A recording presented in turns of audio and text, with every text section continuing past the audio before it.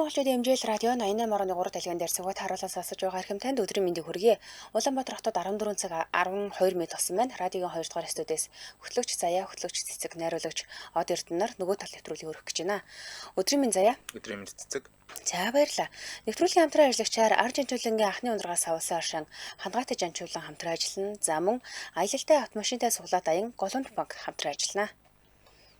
Өнөөдрийн баячуудын төвх болонгороо бид дэлхийн алдартай баячуудын өвөрмөц хоббины талаар танилцуулнаа. За тийм өстой сонирхолтой дугаар болох шинжтэй байсан. За зохиолоо унсан чинь бүр үнэхээр хүмүүс ч бас ийм амар хоббитэй байд юм болов уу гэж бодсон шүү. За тэгэхээр шууд юунадасаа танилцуулаад яваад эхэлнэ. Баячууд гэхээр ойлгомжтой бид нар нөгөө л нэг хэд ярьдаг хэдээ мэрнэ гэсэн үг. За хамгийн алдартай хамгийн баян хүн бол мэдээж Илон Маск. За гэхдээ түүнд хүмүүсийн тэр болгон мэдээд идэггүй анзаардаггүй нэг ийм өвөрмөц хобби байд юм байна. За энэ хобби юу юм гэхээр X үсгэнд дуртай. За Twitter-ыг худалдаж аваад X болгосон. Энэ бол одоо хүн болгон сайн мэдж байгаа бах тий. За тэнгуүтээ сансрын компани SpaceX гэж компанигээд одоо энэнийхээ эзэн штэ тий. Тэгэхээр бас л нөгөө энэ компанийн нэрэнд хүртэл SpaceX гэдэг энэ X үсэг орсон байна. За X.com гэсэн юм домен хаяг ашигладаг. За тэгээд хүүхдтэй нэг айгуу сонин нэр өгчээсэн шүү дээ тий. Нэр нь Nix орсон баахан тав үсэг холилсон XA12 ч юм уу тий. Ингээд нэг юм сонин нэр өгсөн. Энэ бүр дэлхийд даяар айгуу шууган тарьжсэн шүү дээ. Хүүхдээ юм сонин нэр өгчлөө гэд. Тэгээд хүүхдийнх нь нэрэн донд хүртэл X үсэг орсон. Тэгэхээр X үсгэнд нэлээд дуртай гэдэг юм бас нэг баталгаа ах. За яагаад тэгвэл X үсгэнд дуртай байгаад идэм бэ гэхэлэр хэд хэдэн шалтгаантай гэж шилдэм байна л та. За нэгдүгээрх нь математикт X-ээр үл мэдэгдэхчийг тэмдэглэдэг. Тийм учраас X үсгэнд дуртай. За бас тааваршгүй ирээдүг X гэж ярьдаг. Тийм учраас гэж тайлбарлалт юм байна. За мөн нөгөө талаас сансар судлал одоо оронд үйл мэдэгдэх гариг биетийг X гариг гэж тэмдэглэж явдаг тий. XT диметрэ гэдэг тоогоор бас яваад идэг. За энэс гадна шинжлэх ухаан уран зөгнөлт нууцлаг зүйлийг X гэж тэмдэглэдэг. Одоо Project X гэдэг юм уу, X-Men гэдэг ч юм уу тий. Гих мэтчлийн юм нууцлаг зүйлүүдийг X-ээр тэмдэглэдэг. За мөн хараад танихад хамгийн хялбар тэмдэг гэж үздэг юм байна X-ийг. Нүдэнд одоо айгүй эвтэйхэн гэсэн үг шүү дээ. Тэгээ харааны хувьд цэгцтэй брендed анхаарал татам дүр төрх өгдөг учраас X дуртай байдаг гинэ. Ойлгомжтой энгийн дүрслэлтэй тий. Үсгнээс гадна. За дараагийн баян хүн маань бол Cleveland Kent Evans гэж хүн байна. Учиргүй тийм тасархай баян биш ч гэсэн одоо энэ Маск шиг тийм баян биш ч гэсэн Манус яжуд бол баян. Тэр ойлгомжтой. Тийм бидний яжуд бол үнэхээр баян. Энэ хүн ямар хоббитэй вэ гэхээр нэр судалдаг хүмүүсийн нэрийг. За. Одоо энэ нэр судалдаг хүмүүсийг бол onomastic гэдэг юм байна. Onomastic гэдэг юм байна. Бид нар бол ер нь хүүхдтэй бэлгшээж нэр өгдөг. Зарим нь бол домнох маягаар одоо хин биш, хүн биш гэх мэт янз бүрийн нэр өгдөг штеп. Тийм. Одоо энэ бүхний учир шалтгааныг судалдаг тийм хүн юм байна. Cleveland Evans тухайн хүний нэрээр дамжуулаад сэтгэл зүйн судалдаг, нэрний утга зүй, хэрэглээ, сүүлийн үеийн тренд нэрний утга зүй, нэрийн соёлын нөлөө зэрэг сэдвээр олон нийтэд мэдээлэл өргөдөг юм байна. Учиртай. Cleveland Evans бүр багасаа л нэрэнд маш их дуртай байсан бөгөөд янз бүрийн нэрсийг цээжлээд тоглоом шиг тоглож хэний нэр юунаас гаралтай вэ гэдгийг олж мэдэх дуртай байсан. Тоглоом болоод энэ хоббинд бүр мэрэгжил болоод сүүлдээ Америкийн нэрний нийгэмлэг American Name Society-гийн ерөнхийлөгчөөр хүртэл ажилласан. Нэр хэний үед ихэр чухал вэ? Чиний үед зайгийн үед нэр аягүй чухал уу? Чухал ер нь чухал шүү. Одоо нөгөө намайг жишээлбэл ингэж ярьдаг байхгүй юу? Яг ингэ төрсний дараа лам юу надад нэр өгөх гээд тэгээд нэг тийм аягүй хэлэхэд хэцүү нэр байсан гэсэн. Би одоо сандгүй ээж надад нэг удаа хэлжсэн. Бусаа тэр нэрээ мартчихж. Тэгсэн чинь манай өвөө одоо аав өвөө гэсэн үг л дээ. Охин хүүхдэд ийм одоо ховор нэр өгөхгүй. Одоо Жамин билүү ямар үл нэг тийм төвдөл нэрээсэн заяа. Ер нь монголчууд ихэнх нь төвдөд нэртэй. Тийм төвд нэртэйсэн тий. Тэгээд тим нэр өгөх гэж жагаад тэгээд хүүхдэд ийм нэр зохимжгүйгээд тэгээд хамгийн хайртай дүүгийнхаа нэрийг өгсөн гэдэг байхгүй бацдаг гэдэг нэрийг. Тэгээд нэрнийхээ төвийг сонсохоор надад ч гэсэн айгүй одоо таатай байдیں۔ Тэрнээс ш яг Монгол ганцхан байдаг нэртэй гэдэг юм бол яг содно л доо. Гэхдээ тэр нэрийг сонсоход надад бол нэг тийм сонсголонтой эсвэл нэг гоё өдрөж төрж байгаагүй. Тэгэхээр хүний юунд одоо нөө сэтгэл зүйн байдалд нэр айгүй нөлөөлдөг болов гэж боддتي. Тийм их нөлөөлдөг. За Cleveland Evans Nebraska-гийн Omaha World Herald гэдэг ийм сонинд нэрийн тоглолт гэдэг ийм нэртэй цуврал нийтлэл тогтвол бичтийн гинэ. Нэрийн тоглолт буюу name game гэдэг нэртэй.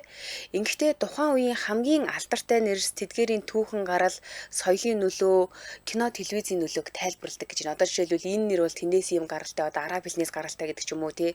Тэгээ ийм кинон дээр ингэж дурддагддаг. Энэ дүр жишээлбэл ийм нэртэй гэдэг ч юм уу тий. Ийм нийтлэл бичтийн гинэ.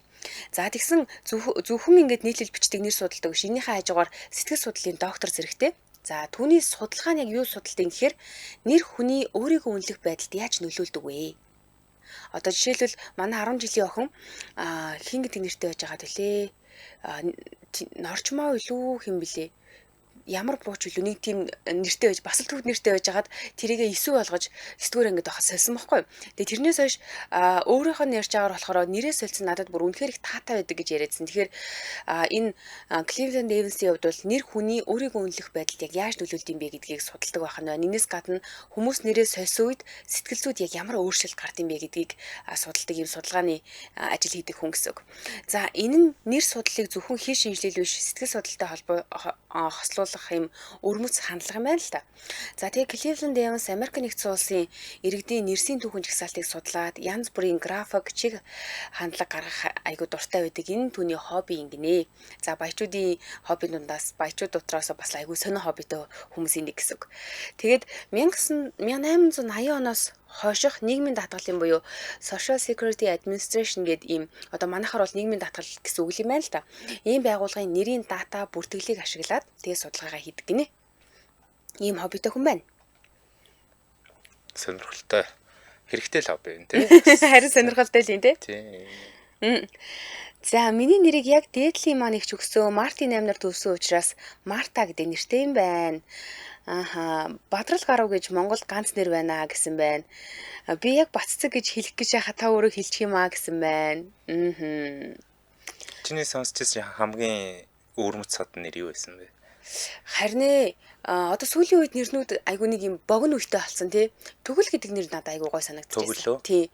Би ингээд нөгөө нөхөртөөгөө за хүүхдээ болохоор ямар нэр хүү чам тийм боцсон байдгүй гэж хоорондоо ярьж штэ. Манай нөхөр тэгсэн чинь төгөл гэж нэр өгвөл надад гой санагддаг гэжсэн баггүй. Тэгээд нэрээ тийм байна тий. Надад сонирхолтой санагдчихсэн. Чиний хувьд ямар нэр айгуу тийм өвөрмөц санагдчихсан? Надад зүр цэгц гээд нэр айгуу сонир санагдчихсан. Зүгээр ингээд чихч шудраг гэж суудахтай юм болов уу гэдгсэн чинь цэгц гээд цэгээр хвчдэг дөрөвсгтэй тэгсэн чинь нөгөө чоны одоо сүргийн толгойлогч чоны сүргийн манлайг цэгц гэдэг юм байна. Тийм үү? Тэгээд том үдэ тийм нэр өгсөн гэдээ бас тэр их сонирхолтой гоё сонсогдчихсэн. Цэгц гэдэг нэртэй эрэгтэй хөвгтэйс нэ тий. Манай ээж нөгөө нэг багш байхгүй. Тэгээд нөгөө журналч нь. Тэгээд надаар заримдаа журналуудаа бичүүлдэг байсан. Одоо бол багшлахаа хэлээд аягүй удаж байна. Тэгээд 115 дугаар сургуульд билүү. Тийм 115 дугаар сургуульд ээж нэг 2 жил багш хийсэн байхгүй байгаа ингээ багш. Тэгээд журналыг ингээ харж агаад хүүхдүүдийн нөгөө нэг юм уу нэрс мэрсийн дараал ноно моногийн шүүх гээд ингээ ээжийн ажил тусалж яхад цэгц гэдэг нэртэй охин мэдгэсэн. Бас өөр утгатай байж болно л доо нөгөө цэгцтэй гэдэг утгаар бас өгсөн байж болно тийм. Манай яг тэр хэлсэн өмнө бол хүүдээ том үдэ өгсөн. Чоны сүргийн толгойлогчийг цэгц гэдэг юм ахын дүү гэж хэлжсэн. Тэгэхээр бас сонирхолтой л санагдчихсан. Тийм өстой сонирхолтой юм байна. За, хоёулаа хамтран ажиллагчаа танилцуулчаад үргэлжлүүлье. Улаанбаатар хотод 14 цаг 20 минут болсон маань нэвтрүүлгийн хамтран ажиллагчаар Арш Жанчуулангийн анхны ундраас авсан аршин хандгаатай жанчуулан хамтран ажиллаж байна. Арш Жанчуулангийн аршиныг монголчууд эртээр үеэс олон төрлийн эмгэгийг иларшуулах, биеэ эрүүл байлгах зорилгоор хэрэглэж ирсэн. Эмч маран будж уг аршин хэрэглэхийг зөвлөдөг байсныг тухайн үеийн ном сударт тэмдэглэн үлдээсэн байдаг. Иларшуулах чадварыг нь Монгол болон зөвлөлтийн эрдэмтэд 20 дугаар зуунд шинжлэх ухааны үндслэлээр судлаад энэ ундраг дээр түшиглэн анхны бүтээгдэхүүн болон сувиллыг байгуулж ижээ. За тэгэхээр одоо яг ингээл гадаач амар халуун байна. Бид нар чинь 30 дандаа л 30 градусаас дээшээ халаад штэ өдөртөө тий. Тэгэхээр хүн яг ингээ халуун байгаа тохиолдолд айгүй их шингэн алддаг. За тэгээд шингэн алдж ийнэ гэдэг чинь биед байгаа микроэлементүүд алдж байгаа. За тэгээд цангаад ирэхийнхаа хэрээр маш их хэмжээгээр ус уудаг. их ус суугаад ахаар тэр нь одоо нөгөө бөөрөнд нэгдүгээр тачаал үүсгэж байгаа. Хоёрдугаарт их хэмжээний ус суухаар нөгөө бит байгаа микроэлементүүд чинь хүссэн үсээгүй ингээ шээсээр дамжаа биес гадагшлаа явчихдаг байхгүй. Тэнгүүт яадгүй гэхээр бид нар нөгөө бацин солилцооны алдагдлалд орох их үндсэн тавигдчихийдэг буюу микроэлементүүдийн дутагдалд ордог. За тэгвэл энэ халууны улиралд яг яаж та амны цангаагаа тайлж байгаа мөртлөнгөөсөө эрдэс бодисоо тэр дутагдаад байгаа зүйлээ нөхөх юм гэхээр хангаатай жирамчлал аршааныг уух хэрэгтэй. Яагаад гэх юм бол ерөнхийдөө хүний биед нэг 60 гаруй микроэлементүүд шаардлагатай байдгийн 40 гаруй элементүүд нь энэ хангаатай жирамчлалд агуулгадж байдаг байхгүй. Одоо жишээлбэл цайр, магний, кали, натр гэх мэтчлэн. За энэс гадна ер нь халуудж байгаа гэлтгүй спортоор хичээлж байгаа хүмүүс хангаатай жирамчлалын уул их зүгээр гэдэг юм билээ. Одоо ялангуяа манай бөхчүүд өндөр ачаалтай бэлтгэлийгээд маш их хөөс урсгаж байгаа шүү дээ. Одоо нөгөө юу боллоо, наадам боллоо бүхэн бэлтгэлтэй харцсан байгаа тий. Тийм гүндүүгээр нэвтрүүлэхээр бас өсөх 2 аварга, сүхэт аварга, том аваргууд бас жанчуулаа эргэлж одоо эрдсээ нөхдөг гэсэн нэг ярьж ирсэн. За тэгэхээр бид нар яг энэ тохиолдолд эрдсээ нөхөх байдлаар амныхаа цангаад тайлах байдлаар жанчуулаа аршааныг хэрэглэх нэ. За илүү дэлгэрэнгүй мэдээллийг Facebook-ээс хангаатай жанчуулан гэсэн Facebook хуудаснаас авах боломжтой. 88 5 37 73 88 5 37 73 гэсэн дугаараас илүү дэлгэрэнгүй мэдээлэл аваад тэгээд олонтойгоор авах хамтарч ажиллах бол энэ дугаар руу залгаж болно шүү. Манай нэвтрүүлэгтээ арш жанчуулангийн анхны ундрагаас авсан аршаан хангаатай жанчуулан хамтран ажиллаа. Баярлалаа. За өнөөдөр баячуудын хоббины тухай ярьж байгаа. Би нэг ганц хоёр комент шатъя. Айгу сонирхолтой байна. Зал сая ингэж комент хийсэн байна. Орлого гэдэг нэртэй хүн байт юм байлээ гэсэн байна. Бэлэг дэмбэрлэлтэй л нэрээ. Тийм байна. За огийн гэсэн байна. Том ихч маань хүүхэд огтхгүй тэгж тэгж охинтой болоод охиндоо буг очор гэж нэр өгөөд домнож байсан. Сүүл нэрийг нь сольсон гинэ. Энэ хэрчим ганц байдаг юм билээ гэсэн байна. Ирчмээ гэдэг ямар гоё юм те. Ер нь ганц байдаг нэртэй хүмүүс айгуу содон байдаг те. Үнэхээр содон байдаг. Нэрийг тогтооход ч амархан. За цаашаа үргэлжлүүлээ ойлоо. За дараагийн танилцуулах алдартай маань Ховард Хьюз гэдэг Америкийн инженер, нисгэгч, кино продюсер тэр бумтан байсан хүн байгаа. Алдартай. Кино нэдэг штэ тий. Тийм Аватар гэдэг те. Дикаприо ах маань тоглосон. Дикаприо тоглосон нисгэгч гэх кино те. Тийм. Ховард Хьюз туршин нисгэгч байсан. Дараа нь өөрөө онгоц зохион бүтээж өөрийн нисэх компанитай болж баяжсан юм хүн юм байна. Тэгээд дараа нь киноны бизнес руу орсон. Кино бүтээдэг найруулагч болоод бүр өөрийн студидтэй болсон. Тухайн Холливуудад тоглолт кино жүжигч идэг үсээстэй гой гой эмэгтэйчүүдтэй л нэр холбогдсон доо. Мөнгө байхад гэдэг шиг. Ингээд тодорхой хэмжээнд санхүүгийн эрхчлөөнд хүрээд ирсэн чинь одоо нөгөө OCD-тэй болчихсон. Тэр өстой хэцүү. OCD-тэй хүмүүс ер нь айгүй хэцүү. Тий, одоо OCD-г бол дэлгэрүүлээд яах юм бол obsessive compulsive disorder буюу хэтэрхий цэвэрч энэ заавал ийм байх ёстой гэж боддог юм зуршил. Одоо бид нар энэ тэнд ингээд нэг юм далийн юм харахаараа тэрийг нь засаж тавиад идэг хүмүүс байдаг шүү дээ. Тэгшлээ тавьдаг. OCD-тэй хүмүүс нөгөө нэг ийм сүлжээ дэлгүүрүүдэд ч юм уу хүнсний дэлгүүрүүдэд ажилласан айгу зүгээр санагддаг шүү дээ. Яа тэгэхээр нөгөө нэг юм барааны өрөлтөн дээр айгу сайн анхаардаг. Тийг санагдаад идэв. Чи явандаа энэ OCD гэхдээ ер нь Ховард Шульцтэй маш их айдас үз авчирсан. Хэдэн жилийн дараа хүмүүстэй уулзахаас зайлс хийдэг, хаалгаа байнга түгжсэсгээ шалгадаг, хөшгөө нээдэг болсон. Ховард Хьюз ариун цэвэрт хит мэдрэг болоод бүр гадуур явахдаа байнга бэйлийн өмсдөг, юмд хүрсгээс зайлс хийдэг болсон. Хаалганы бариулт бол заавал юмарч хэрэгэлдэг. Ер нь бол хамаагүй юмд хүрнэ гэж гонж болсон юм байна. Энэ нэг би юуг нь дэлхийд өнөөдрөө яг энэ хүний намтрыг ярьжсэн байхгүй. Тэгээд ээж нь ерөнхийдөө нэг айгүй цэвэрчсэн. Тэгээд яагаад юм болсон гэсэн чинь тухайд чинь нэг хамаа гэгдэлт амирх байсан. Хүмүүс амир хөвчилжсэн. Тэгээд ээж нь яг нэг хүүхдээ өвчнөөс сэргийлэхэд бол бүр багаас нь ингээд ойр ойрхон уусанд оруулдаг, гарын амир сайн угаалгадаг юм байсараа гоод тэр нь яваандаа бүр ингээд амир хүндэрж байгаа байхгүй. Тэгээд ерөнхийдөө Ховард Хьюз маш шижигч ийм зантай байсан. Өөрөө ариутгалын тусгай дэглэм гаргасан. Бүр өөртөө зориулаад дэглэм гаргаж байгаа. Тэгээд түүнд ямар нэгэн гэрээ бичиг баримтыг авчирч өгөх боллоо шүү дээ тий.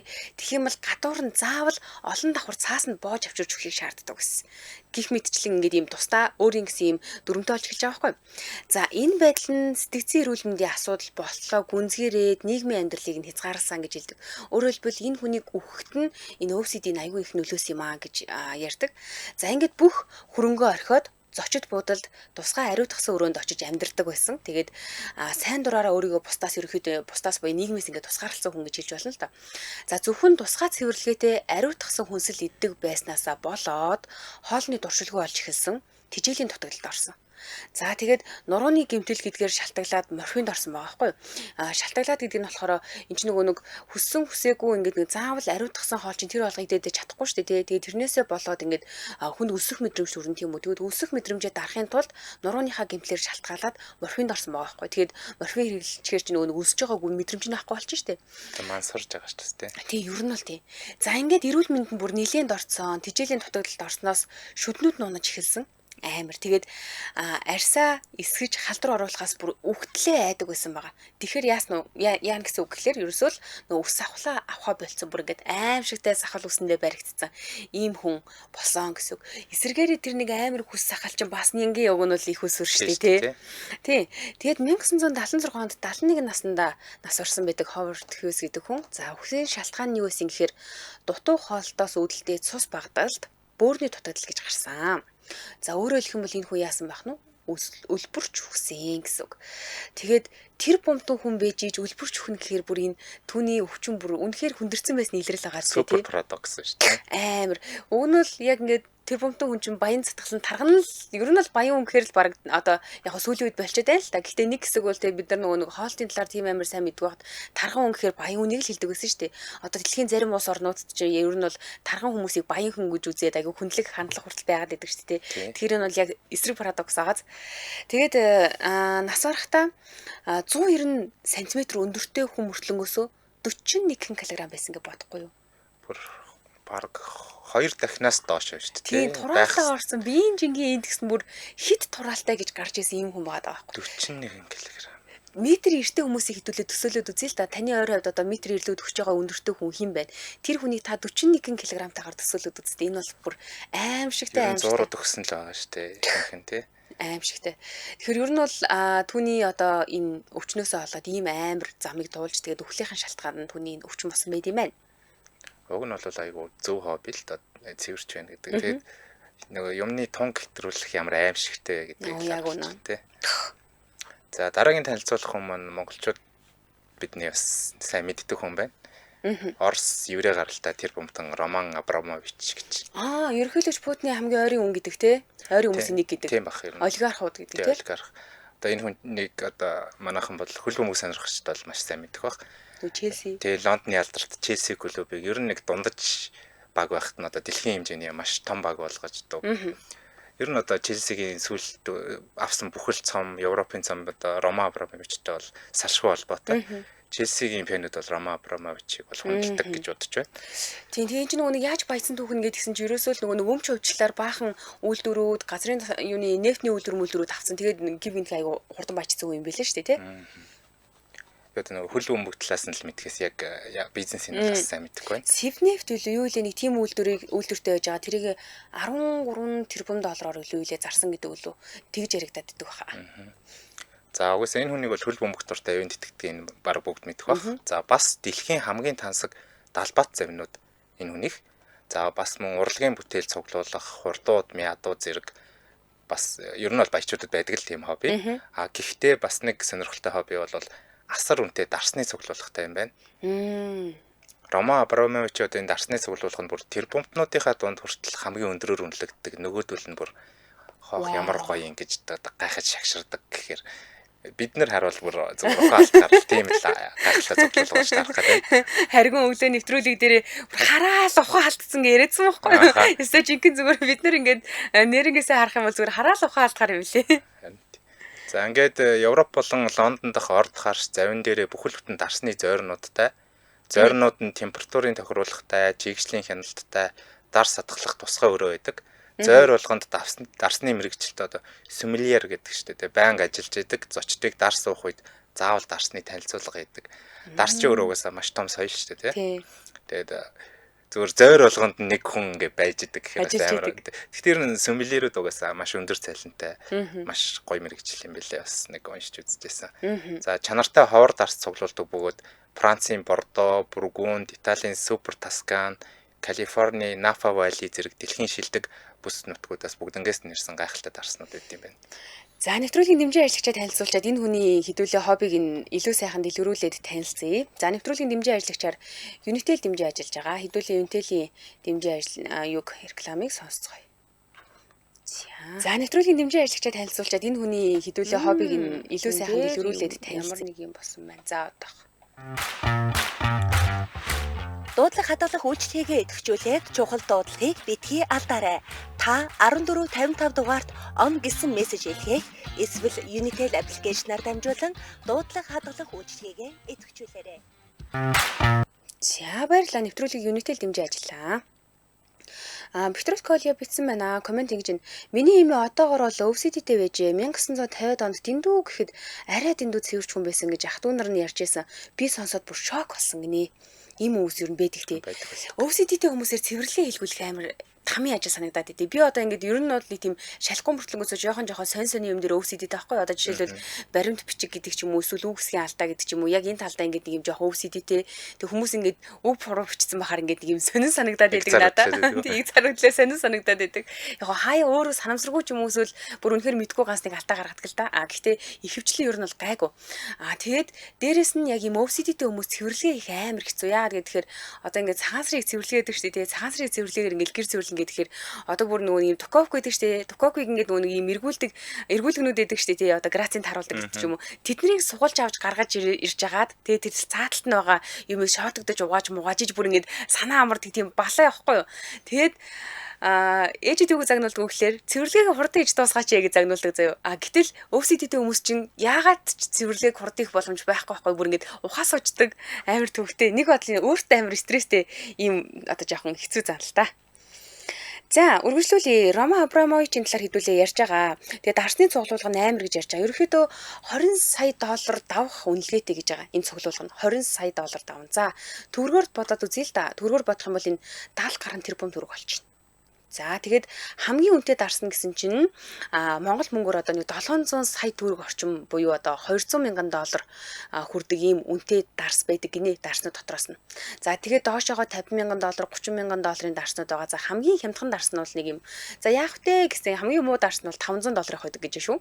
Ер нь дарснууд бол үнэтэй юм билээ. Харин тийм рекордуудыг нь ямар амар дарснууд эзэлт юм бэ те. Харин тийм сонирхоод үзсэн чи амар тийм. Тийм байлээ. За ингээд 2008 онд Лондонгийн Hedonism Wines гэдэг ийм дэлгүүрүүр дээр дамжуулаад одоо нэг дор 500 шил дарс судалдаж авсан байт юм байна. Одоо өөрөөр хэлбэл нэг хоббиндоо хөрөнгө оруулалт хийж гин гэсэн үг шүү дээ. Нэг дор 500 шил дарс гэж байгаа. За ингэхдээ дарсны үнд нь 1 сая фунт стерлинг буюу за одоо ойролцоогоор бол $1.4 сая төлсөн байдаг юм баримт байдаг гинэ. Тэгээ энэ тухайн үед хэвлэлээр гараа бүр шуугуулад бүр амар юм болчихсон. За тэгээд 2003 оноос хойш жил бүр 1-ээс $1.5 сая зөвхөн дарс судалдаж авахд буюу хоббиндоо зарцуулдаг гэсэн байна. Аргагүй айгу баян хүн. За мөн Рома Абрамович дарсыг зүгээр нэг юм арх бишээ. Энэ бол урлаг хөрөнгө оруулалт нэр төрийн илэрхийлэл гэж ярих маш дуртай. Ховор виног зөв газар зөв хүнтэй хуваалцаж уух нь соёлын нэг хэсэг гэж ярьсан байдаг. Энтэй би бүр үнэхээр санал нийлж байгаа. Маш гоё хүнтэй маш гоё вино хувааж угаад маш гоёор цагийг өнгөрүүлнэ гэдэг бол амьдралд байж болох хамгийн гоё тансаглалуудын нэг бол яалч хүмүүний хувьд л мөн тий. За зарим их сурвалжид төрснаар Рома Абрамович Францад тусгай захиалгаар нууцлаг брендийн дарс үйлдвэрлүүлсэн байж болцсошгүй гэдэм байна. За гэхдээ энэ нь батлагдаагүй мөртлөнгөөсөө бас үгүйсгэгдээгүй. Тэгэхээр мэдгүй. Рома Абрамовичийн дарсны цуглуулга Европын хамгийн үнэтэй дарсны цуглуулга гэж тооцогддөг юм байна. Бүр Европтой хамгийн үнэтэд нь ордог гэж шүү. Сүүлийн үед нөгөө Украины танаас болоод жоохон хэцүү байгаад байгаа шүү байлээ. Тийм бах тий. Челсигээ зарцсан шүү дээ. Тийм гэсэн. Гарч вино авчихгүй яах вэ гэж байна. Аваад. За дараагийн хүний танилцуулах. Дараагийн танилцуулах хүн бол Тамара Экстон гэж хүн байна. Энэ хүн бол одоо Формула 1-ийн хуучин эзэн байсан Берни Экстон гэж хүний охин. Британи Хорват гаралтай загвар өмсөгч, телевизийн алдартай бизнес эрхлэгч юм эмэгтэй. Энэ хүнд бол мэдээж олон хобби байгаа. Гэхдээ эдгээрээс бид одоо нохооных нь хоббиг онцолж ярьж өгье.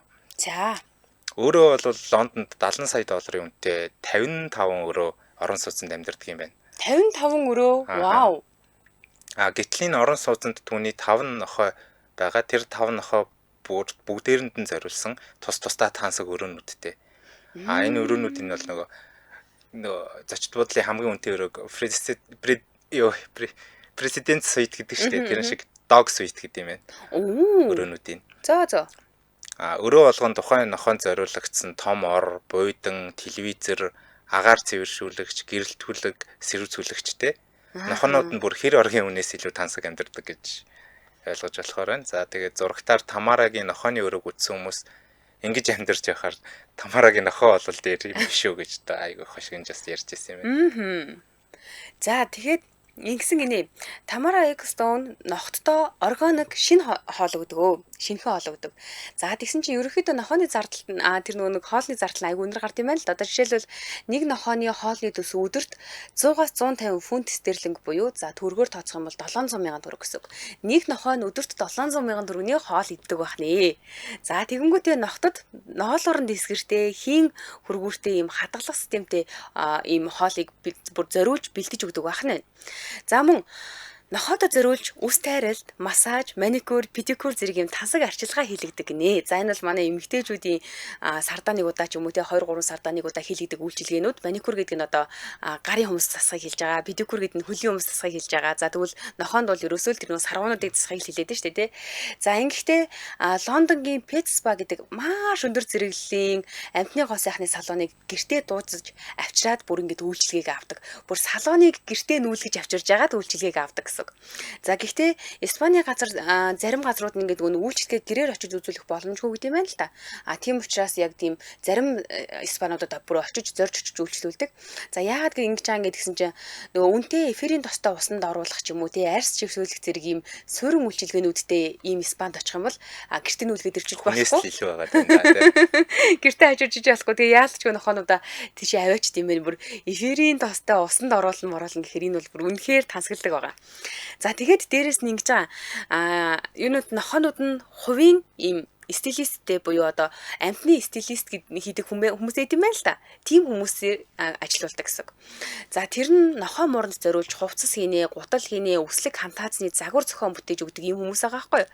Тэгээд Тамара Экстон тэдгэрийг нь нохоттой бүр ингэж өмсүүлээд ингэж сайхан аюу гой тийм дэгжин нохоонууд авч явдаг. За бүр яаж яахт ингэсэн байгаа. Burberry, Louis Vuitton, за Swarovski зэрэг юм брендийн амьтдад зориулсан бүтээгдэхүүнүүдийг бүр хэрэглэж ингээд нохтоо хүнээс илүү гойдог байх нь. Бас лаг хобби юм а тий. Хүмүүс ер нь хоббинда яаж ингэж амар их юм гоё зориулалт гаргаж, сэтгэл гаргаж ингэж бүр үнэхээр юм дээд зэргийн болгож чаддаг байна. Тий хоббитой байх гэхдээ ер нь гоё шүү дээ Аа. тий. За Тамара Экстон амралтаар явахдаа нохоо муураа хувийн онгоцонд суулгаад хамт авч явдаг. Тэдний нохоо муурнууд энгийн онгоцонд сууж үзээгүй. Аяллаа үеэр тэднийг тусдаа судал суулгаж, тусдаа тээштэй явж, тансаг зоч дуудлын өрөө захиалдаг. Заримдаа зөвхөн нохоонд тусдан зориулаад нууцлал бүхий VIP өрөөнүүд авдаг гэж. Вау. Нохоо болгоно нь тусгай тоглоомын өрөөтэй өдөр бүр шахуу шин тоглоом авч явдаг. Зөө. Тэгээ нохот нь бүр сэтгэл зүйчтэй. Тийм үү. Тийм сэтгэл зүйч авчираад сэтгэл хөдлөлийн тэнцвэрийг хангах талаар зөвлөгөө авдаг. Амьтад нь өдрийн төлөвлөгөөт хуваартай хэдэн цагт хоол идэн, хэдэн цагт тоглоно, хэдэн цагт бассейнд орно, хэдэн цагт сэтгэл зүйчтэй уулзна гэх мэт юм хувааруудтай. За. За Тамарагийн амьтад бол Instagram хуудсанд бол маш их олон гардаг. Нохтойхоо төрсөн өдрийг сүртэй тэмдэглэдэг, тус бүртэн зориулж бялуу хийлэгдэг, гэртэн зочин ирэхэд амьтнаа чамин ганган хувцсаар гойж өгдөг. Энэ зургууд нь одоо Instagram-д нийтлэгддэг. Зарим нохоо нь өөрийн гэсэн бас зөвхөн яг нохооных нь өөрийн Instagram хуудснуудтай тийм байна. Амар юм а тий. Гэтэл одоо ингээ бүр ингээ зориулт гаргаад ингээ өдөрт ийм хэмжээний хүн тэр чинь яаж яахт нь ингээ өдөрт за төгрөгөөр бодох юм бол 700 мянга гэж 700 мянган зөвхөн нэг их нохоо нах штэ тий 5 нохоо тий зөвхөн хоолно. Тэгээд тэр чинь дээрэс нь үйлчлэг нэг 5 нохооны өдрийн ганцхан өдрийн хоол гэхэд баг Монгол мөнгөөр зүгээр багаар бодоход л юу юм 3 сая 500 мянга юм уу тий. Тий одоо ер нь дундаж хүний цалингаас баг өндөр болох гэдэг шүү. Харин тийм ээ тий. Одоо чинь дундаж цалин нэг 2 сая 500 байгаа шүү дээ тий. Ер нь 2-3 сая л байгаа тий. Тэг чи тэрнээс өндөр амар тансаг юм байна. За нэвтрүүлгийн хамтран ажиллагчаа танилцуулаад үргэлжлүүлье. Аялалтай, автомашинтай, суглаат аян Голомт банк хамтран ажиллаж байна. Голомт банк болон EasyBay байгууллагын пост төхөөрөмжийг бизнесийн үйл ажиллагаанд ашигладаг харилцагчдад зориулсан автомашин болон гадаадд аялах эрхийн шагналтай суглаат урамшуулалт тодтолтой эхэлсэн байна. Энэ оныг дуустал пост төхөөрөмжөөр хүлээн авсан орлогын 100 мянган төгрөг тутамд нэг ширхэг суглаа болгоно. Та суглаагаар дараах шагналууд эзэн болох боломжтой. Нэг супер азтан автомашин. За улирал бүр 2 ширхэг нийтдээ 8 хүн гадаадд явах эрхийн бичиг хожино. За улирал бүр 6 азтан нийт 24 азтан 200 сая төгрөгийн хадгаламж ирэх. Улирал бүр 6 азтан нийт 24 азтан мөн 200 сая төгрөгийн цахилгаан барааны ирэх болж байна. За тэгэхээр ерөнхийдөө коломтын босыг хэрэглээд байгаа юм бол бидний аянд нь оролцоол тэгээд автомашинтай ч юм уу эсвэл гадаадад аялах юм боломжтой болно гэсэн үг юм шүү дээ, тий. За шагналын эцэстийг улирал бүрийн эхний сар тодруулна. Тэгээд тус аздан тодруулах шууд амжуулсан Коломт банк болон ECP байгууллагын Facebook хуудасаар зэрэг явах юм байна. Өөрийн босын гүйлгээнд олгосон суглааны эрхийг Social Pay application болон loyalty.colomtbank.com гэсэн вебсайтаас бид нар шалгах боломжтой. За супер аснуудыг шалгаруулах шууд дамжуулалтын үеэр дөрөвдүгээр улирлын 5 азтныг хамтдан шалгаруулах юм байна. Тэгээд супер азныг шалгаруулахдаа сүүлийн 3 сар идэвхтэй гүйлгээ хийсэн нийт мөрчантуудаас азныг шалгаруулна. За тэгээд сүүлийн 3 сар гүйлгээ хийгээгүй мөрчантууд супер азныг шалгаруулах хөтөлбөрт ерөөсө хамрагдахгүй гэдгийг манайх ойлгоорой. За зөвхөн Коломт банкны дансанд мөрчантын орлогоо авдаг харилцагчдад купон олгоно гэсэн байгаа. Тэгээд купоны доод үнийн дүн нь 10,000 төгрөг, купон худалдаа авснаас хойш 30 хоногийн дотор түүнийг ашиглах юм байна. За үүний талаар илүү дэлгэрэнгүй мэдээллийг бид нар 1816 46 75 75 7 99 гэсэн дугаараас авах боломжтой. 75 7 99. За Коломт банк Цэг.com гэсэн вебсайтад хандаж болно. Эсвэл Facebook-ээс Коломт банкын хайх юм бол аль биесны хуудас гараад ирнэ. Манай нэвтрүүлэгтээ аялалтай автомашинтай суглаат аян Коломт банк хамтран ажиллалаа. Баярлалаа. За одоо цаашаа үргэлжлүүлээ. Яаж юу яадаг талаар нэрээ л да. Энэ нохоонуудын тансаглалт талаар нэрээ л да. За хамгийн сүүлийн үеийн мэдээгээр ингэсэн. Лондонгийн Kingston дахь орон сууцндаа засвар хийсэн гинэ. За тэгээд засвар хийхдээ яг яаж хийсэн гэхээр ногттой зориулсан юм тусгай пет спата болсон гэж зарим мэдээллийг сургуульчууд хэлсэн байгаа. За пет спа гэдэг нь түрүүний яриадсан нэг бол спа гэртээ авчирдаг, эсвэл нөгөө спанд очиж үйлчилгээ авдаг гэсэн шүү дээ. Тэгвэл одоо яг энэ Лондонд байгаа орон сууцндаа засвар хийхдээ өөрийнхөө гэрт ийм спатай болсон гэдэг. За уг нь сувдан болон Сваровски шигтгэхдээ бичил гэрэлтүүлэхдээ усан сан чакуцтэй гэж байгаа. Энэ барилга нь бүр амар. Тэгээд мөн ногтод зориулсан тусгай массажны ширээтэй. Яг шилээ. За бүр ингэ цааш нь үргэлжлүүлээ л та. Бүр үнэхээр сонирхолтой байгаад байгаа учраас үргэлжлүүлээ. Наран шарлагын ортой нохоонууд нь тустай. Өөрөөр хэлэх юм бол одоо ингэ бид нар гадаадын гой кино үзэхээр ингэ баян хүүхнүүд чинь наран шарлагын газар өрөөсөө ингэ бие игээл хөвтчихдэг шүү дээ. Тэгвэл одоо энэ нохоонууд нь шарлагын орон дээр бие игээд хөвтчихдэг бахнэ. За тэдгээр орнууд нь болор чимэглэлтэй гэж байгаа юм бүр амар. За мөн том болор ухаж хийсэн 1 сая фунт стерлингийн үнэтэй нохоон ваантай гэж байгаа. Ван хүртэл ийм амар ах юм уу та. Гэхдээ энэ дараа нөгөө Горсон сэтгүүлээ штэ. Горсон сэтгүүл түүнээс энэ үнэн үг асуусан юм байна л та. За тэгсэн чинь тамаараа өөрөө болохоор юу ван нохоо суултуур штэ тэр чинь гэсэн баха. Тэгэхээр ер нь яг нэг ван гэдэг шалтгаан нохоон тэн дотор ингээ багтчихна л та. Гэхдээ тэр чинь нохоо бүхлээр яваад орчиж ин гэдэг чинь ер нь суултуур гэхээс илүү ван л гэсэн үг шүү дээ. За өөр бас нэг ярьцлаган дээр ингэсэн байгаа. Нохоо спагийн асуусан юм байна л та. Тэгсэн чинь юу тийм байдгийг галтгооныхоо угаалтын уртл нохоо угааж байгаа штэ гэж хэлсэн байгаа. Гэхдээ энийг бол хүмүүс за энэстэй худлаа ярьцаа гэж үздэг. Яагаад гэхээр ер нь бол нохоондоо ийм амар хайртай хүн нохоогоо хизээч ингэж нөгөө угаалтур дуугаа байж байгаа хүн биш. Бүр тусдаа спа хийж байгаа наран шаарлагын ортой ийм хүн ч юугээл тэр угаалтурт нохоо угаа байж байгаа үү те. Тэр энэ ярилцлагыг бол худлаа гэж үзэж байгаа юм байна. Бас жоохон үгүйсгэлээд юм тий. За дараагийн танилцуулах хүн маань бол бид бүхний бас маш сайн мэдэх хүн байна. За Алдарт Жеки Чан. Дэлхийн хэмжээний алдарт жүжигчин, тулааны урлагийн мастер, найруулагч, мэдээж маш их баян хүн. За түүний хамгийн гол хобби бол автомашины орхиотон.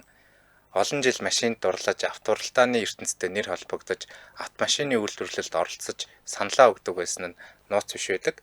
Түүний шүтэн бишрэгч нар нь автомашины болон автоспортын хобби доо гэдгийг маш сайн мэддэг. За Жеки Чан 1980-аас 90 онд хоббигоор автомашины уралдааны бүр жолооч хийж исэн юм байна.